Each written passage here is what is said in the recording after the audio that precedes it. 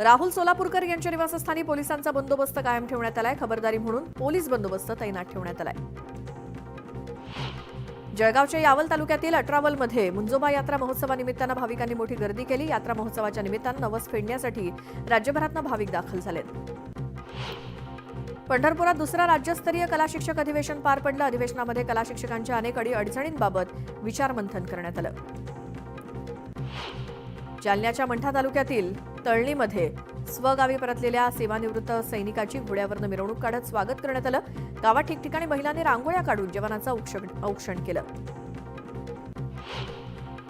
गोंदियात 5 दिवस चालणारी कसारगड यात्रा आजपासून सुरू झाली आहे. 18 राज्यातील आदिवासी बांधव लाखोंच्या संख्येनं यात्रेत सहभागी झाले.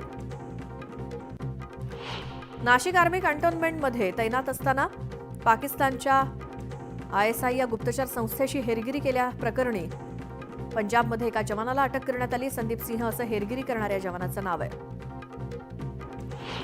छत्रपती संभाजीनगरमध्ये GBSचे रुग्ण वाढत असल्याचे दिसतंय. घाटी हॉस्पिटलमध्ये GBSच्या 6 रुग्णांवरती उपचार सुरू आहेत. यात 2 बालकांचा समावेश आहे. पुण्यातील भोरचे राष्ट्रवादीचे आमदार शंकर मांडेकर यांनी पुणे पर्यटन विभागाच्या अधिकाऱ्यांची बैठक घेतली. पर्यटनातून रोजगार आणि स्वयंरोजगार उत्पन्न व्हावा यासाठी अधिकाऱ्यांसोबत त्यांनी संवाद साधला. गडचिरोलीतल्या गोदावरी नदीच्या तीरावरती कालेश्वर मुक्तेश्वराचं मोठं मंदिर आहे. इथे तब्बल 42 वर्षांनंतर मंदिराच्या 4ही शिखरांचा महाकुंभाभिषेक करण्यात आला. भाविकांच्या उपस्थितीत त्रिवेणी संगम आणि मंदिर परिसर फुलून गेला.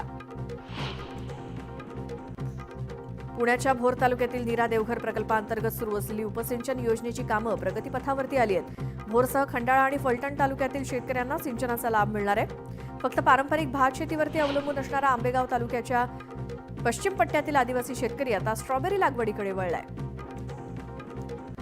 आणि भीमाशंकर खोऱ्यामध्ये उत्पादित होणारी स्ट्रॉबेरी देशात आणि परदेशात विकली जाते. अहिल्यानगरच्या बोल्हेगाव नागापूर परिसरातील वाढत्या गुन्हेगारीमुळे स्थानिकांमध्ये चिंता वाढली आहे. गुन्हेगारी पार्श्वभूमी असलेल्यांना तातडीनं तडीपार करा. रात्रीची गस्त वाढवून चौकात बसणाऱ्या टोळ्यांचा बंदोबस्त करा अशी मागणी नागरिक करतायत. अमरावतीच्या धारणीत राष्ट्रीय विधी सेवा प्राधिकरणाच्या वतीनं विधी सेवा महाशिबिर आणि शासकीय योजनांचा महामेळावा पार पडला. यात सुप्रीम कोर्टाचे न्यायमूर्ती भूषण गवई यांनी हजेरी लावली आणि नागरिकांशी संवाद साधला. दौंड तालुक्यातल्या देवलडी गावातील माऊली पाटील या आजोबांनी आपल्या चिमुकल्या नातवांच्या वाढदिवसानिमित्तानं चक्क तमाशाचं आयोजन केलं. विशेष म्हणजे आजोबांनी यासाठी 1,40,000 रुपये मोजले. या वाढदिवसाला माजी आमदार रमेश थोरात यांनी देखील हजेरी लावली. छत्तीसगड आणि गडचिरोलीच्या वेशीवर झालेल्या चकमकीत 31 माओवादी ठार झाले. या माओवाद्यांचे मृतदेह बिजापूरच्या पोलीस मुख्यालयात आणण्यात आलेत. सगळ्यांची ओळख पटवण्याचं काम सुरू आहे. तसंच घटनास्थळावरून मोठ्या प्रमाणात शस्त्रसाठा जप्त करण्यात आलाय.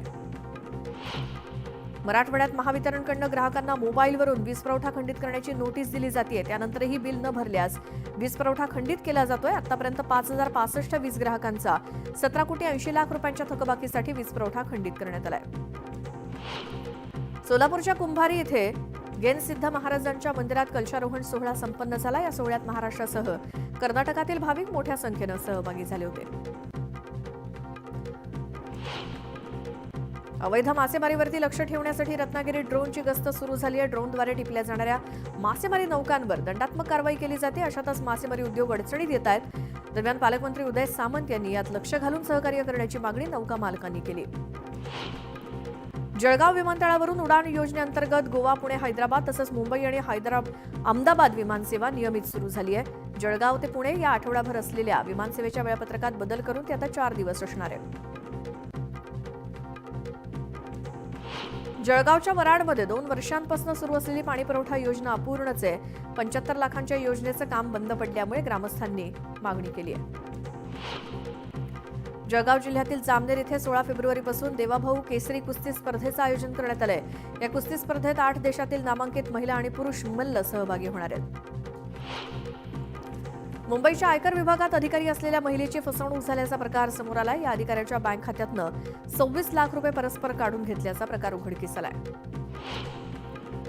महाराष्ट्र परिवहन विभागानं नुकतीच मुंबईमध्ये रॅपिडो बाईक टॅक्सी सेवेला परवानगी दिली.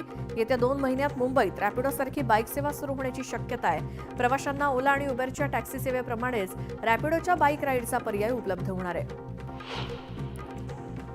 समान काम समान वेतन हे धोरण लागू करण्यास नवी मुंबई महापालिकेनं टाळाटाळ केल्यामुळे विविध विभागात काम करणारे 8,050 कंत्राटी कामगार आजपासून बेमुदत संपावर जात आहेत। या संपामुळे नवी मुंबईकरांची कचरा कोंडी होणार आहे।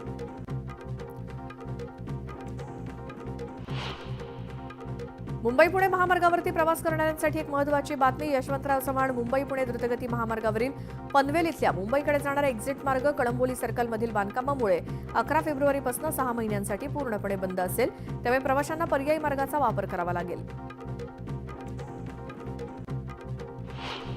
मध्य रेल्वेनं रोहा यार्डमधील पायाभूत सुविधांसाठी मंगळवारी ब्लॉक घेतलाय। त्यामुळे कोकणातील रेल्वे गाड्यांच्या वेळापत्रकावर परिणाम होणार आहे। कोकण रेल्वे मार्गावरील काही गाड्या उशिरानं धावणार असल्यामुळे प्रवाशांना इच्छित स्थळी पोहोचण्यास विलंब होणार आहे।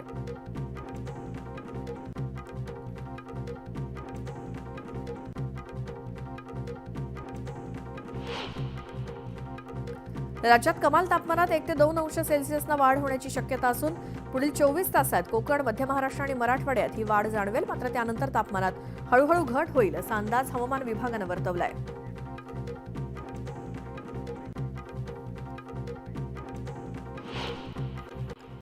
मुंबईच्या तापमानाचा पारा आता काहीसा वाढू लागलाय। रात्रीच्या तापमानात तुलनेनं वाढ झाली असून दिवसा सध्याचा काळ हा ऋतू बदलाचा असून उन्हाळ्याची चाहूल लागल्याचं हवामान विभागाचं निरीक्षण आहे। नागपुरात महिला आणि बालकल्याण विभागानं लाडकी बहीण योजनेसाठी आलेल्या अर्जांची पडताळणी सुरू केली आहे। जिल्ह्यात 1228 लाभार्थ्यांकडे 4 चाकी वाहनं असल्याचं निष्पन्न झालंय। त्यामुळे त्यांचं अनुदान बंद होण्याची शक्यता आहे। लाडकी बहीण योजनेच्या लाभार्थ्यांची संख्या अचानक 5 लाखांनी कमी झाली आहे। डिसेंबर 2024 मध्ये या योजनेअंतर्गत 2.46 कोटी महिलांना आर्थिक मदत दिली जात होती, परंतु आता ही संख्या 2.41 कोटींवर आली आहे। महायुती सरकारनं 10 लाख 12वी पदवी आणि पदविकाधारक बेरोजगार तरुणांकरता लाडका भाऊ योजना जाहीर केली। या योजनेतील अनेक त्रुटींमुळे प्रत्यक्षात अवघ्या 11.69% म्हणजेच 1,16,950 बेरोजगार तरुणांनाच या योजनेचा लाभ घेता आलाय। उद्धव ठाकरे आणि राज ठाकरे यांनी एकत्र यावं असे बॅनर पुण्यातल्या टिळक रस्त्यावरती लागलेत। महाराष्ट्राच्या अस्मितेसाठी दोन्ही भावांनी एकत्रित येणं काळाची गरज आहे अशा आशयाचे बॅनर पुण्यामध्ये लागलेत आणि हे दोन्ही बंधू एकत्र येण्याबाबत जनतेला काय वाटतं हे कळवण्याचं देखील आवाहन या बॅनरच्या माध्यमातून करण्यात आलंय। पुण्यातल्या या बॅनरमुळे पुन्हा नव्या राजकीय चर्चांना उधाण आलंय। शिवसेना पक्षातून बाहेर पडत मनसे अध्यक्ष राज ठाकरे यांनी स्वतःच्या महाराष्ट्र नवनिर्माण सेना या पक्षाची घोषणा केली आणि तेव्हापासून आजपर्यंत मनसे अध्यक्ष राज ठाकरे आणि उद्धव ठाकरे यांनी एकत्र यावं असं अनेकांनी बोलून दाखवले। त्याच पार्श्वभूमीवर पुण्यातील टिळक रस्त्यावर आता राज ठाकरे आणि उद्धव ठाकरे यांनी पुन्हा एकदा एकत्र यावं अशा आशयाची बॅनरबाजी जी आहे ती करण्यात आलेली आहे। टिळक स्मारकाच्या समोर एक बॅनर लावण्यात आलेला आहे आणि त्यावरती बाळासाहेब ठाकरे यांच्यासह उद्धव ठाकरे आणि राज ठाकरे यांच्या फोटो ज्या एकत्रित मंचावर बसलेले आहेत त्या ती फोटो लावण्यात आलेली आहे आणि खाली महाराष्ट्राच्या अस्मितेसाठी दोन्ही भावांनी एकत्र येणं ही काळाची गरज आहे अशा आशयाचा मजकूर लिहित पुण्यात ही बॅनरबाजी खरं तर करण्यात आलेली आहे। खरं तर गेल्या अनेक वर्षापासून राज ठाकरे आणि उद्धव ठाकरे हे एकत्र येतील, हे एकत्र यावेत असं अनेक नेत्यांनी बोलून दाखवलेलं आहे। मनसे असेल किंवा शिवसेना उद्धव बाळासाहेब ठाकरे गट असेल, या दोन्ही गटातील नेत्यांनी अनेकदा या दोन्ही भावांनी एकत्रित यावं, त्यांच्या पै पाहुण्यांनी कैक वेळा बोलून दाखवलेलं आहे की या दोन्ही भावांनी एकत्र येणं गरजेचं आहे। पण अजून देखील या दोन्ही भावांनी एकत्र येण्याबाबत कुठलंही विधान किंवा कुठलाही विचार दोन्ही पक्षाकडून केला गेलेला नाहीये। मात्र त्या पार्श्वभूमीवर पुण्यात आता ह्या बॅनरनं सगळ्यांचं लक्ष जे आहे ते वेधून घेतलेलं पाहायला मिळते। टिळक स्मारकाच्या बरोबर समोर हे बॅनर लावले ज्यावरती बाळासाहेब ठाकरे यांच्यासोबत या दोघांच्या फोटो आहेत। त्यांनी महाराष्ट्राच्या अस्मितेसाठी दोन्ही भावांनी एकत्र येणं ही काळाची गरज आहे आशयाचा मजकूर या बॅनरवरती लिहिलेला आहे आणि पुण्यातल्या या बॅनरनं आता पुन्हा एकदा राजकीय चर्चांना नवं उधाण येताना पाहायला मिळतंय। कॅमेरा पर्सन सचिन हंसाटेसह अभिजित पोटे, न्यूज 18 लोकमत, पुणे। तर मनसे विरुद्ध राष्ट्रवादी या सुरू असलेल्या वादाचं रूपांतरण आता भाजप विरुद्ध राष्ट्रवादी अशा वादात झालंय की काय अशी चर्चा सुरू झाली आहे। निमित्त होतं प्रवीण दरेकरांनी राज ठाकरेंना टोला लगावला। यावरती बोलताना अमोल मिटकरींनी दरेकरांवरती जोरदार हल्ला चढवला। त्यामुळे महायुतीतल्या मित्रपक्षांमध्येच वाद सुरू झाल्याचं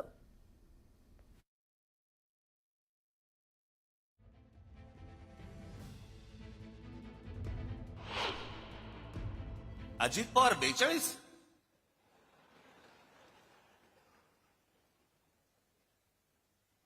मैं 4-5 जागा येतील की नाही असं सगळ्यांना वाटत असताना अजित पवार 42 कोणाचा तरी विश्वास बसेल का याच्यावरती? आणि जे इतकी वर्ष या महाराष्ट्रामध्ये राजकारण करत आले, ज्यांच्या जीवावरती हे अजित पवार, भुजबळ बिजबळ सगळेजण मोठे झाले, त्या शरद पवारांना 10 जागा मिळतात. मग हे न समजण्याच्या पलीकडची गोष्ट आहे.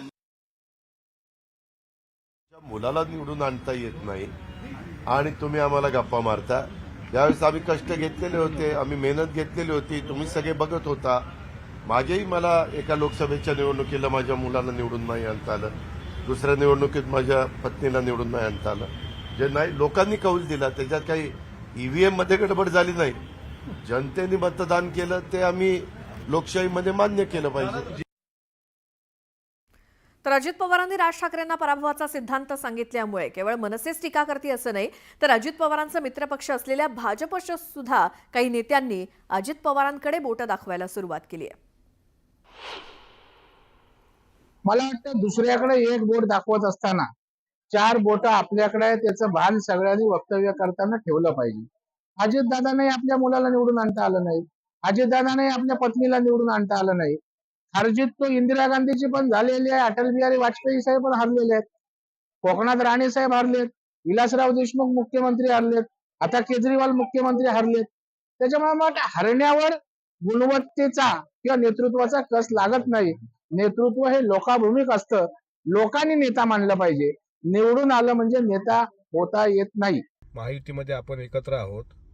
मनसेच्या लोकांनी तसं बोललं तर आम्ही समजून घेऊ शकतो, कारण मनसेच्या कार्यकर्त्यांचा मेंदूच गुडघ्यामध्ये आहे. पण माझं तुम्हाला सांगणं आहे की तुम्ही आता मनसेचे पदाधिकारी झालेले नाहीत, तुम्ही भारतीय जनता पार्टीचे पदाधिकारी झालेले आहात आणि त्यात महायुतीमध्ये आहात. पार्थदादा आणि सुनेत्रावलींचा पराभव हा अजितदादांनी प्रामाणिकपणे कबूल केला आहे.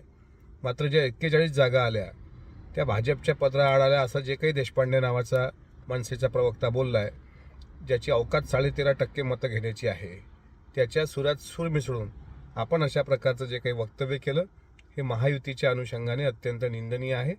राष्ट्रवादी काँग्रेस पक्षाचा एक प्रवक्ता या नात्याने मी तुमच्या या विधानाचा निषेध व्यक्त करतो.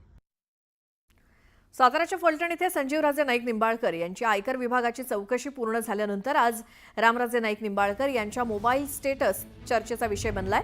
माजी सभापती रामराजे नाईक निंबाळकर यांचे चुलत बंधू संजीवराजे नाईक निंबाळकर यांची 5 दिवसांनंतर आयकर विभागाकडनं चौकशी पूर्ण झाल्यानंतर रामराजे नाईक निंबाळकर यांनी आज ठेवलेल्या मोबाईल स्टेटसची खूप चर्चा सुरू आहे.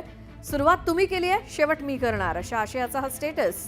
आणि यामधनं त्यांनी माजी खासदार रणजित नाईक निंबाळकर यांच्यावरती नाव न घेता निशाणा साधल्याचं बघायला मिळतंय.